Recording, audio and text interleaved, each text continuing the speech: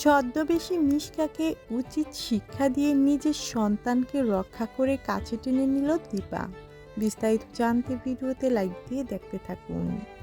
বন্ধুরা, অনুরাগের ছোঁয়ার আগামী পর্বে আমরা সবাই দেখতে পারবো অলি জয়ীর সামনে বলে উনি হলো আমার সেই মা, যেই মা কিনা আমাকে মেরে ফেলতে চেয়েছিল।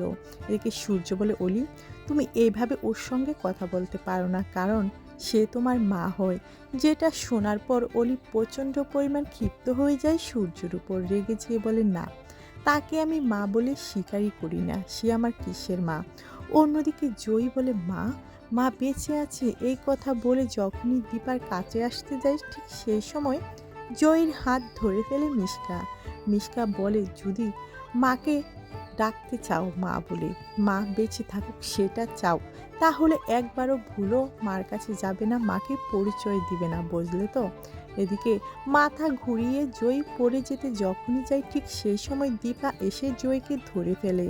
আর জয়ী তো সাথে সাথে জ্ঞান হারিয়ে ফেলে। দীপা বুঝতে পারছে না হঠাৎ করে জয়ীর কেন এমন অবস্থা হলো।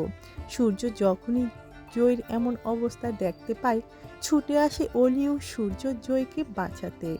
এবার কি হবে বন্ধুরা, শেষ পর্যন্ত কি হতে যাচ্ছে? দীপা কি পারবে মিশকার আসল রূপ সকলের সামনে নিয়ে আসতে, উচিত শিক্ষা দিয়ে নিজের দুই সন্তানকে বুকে টেনে নিতে? মতামত জানিয়ে দিন কমেন্ট করে। ভিডিওটি ভালো লাগলে লাইক করুন। ধন্যবাদ।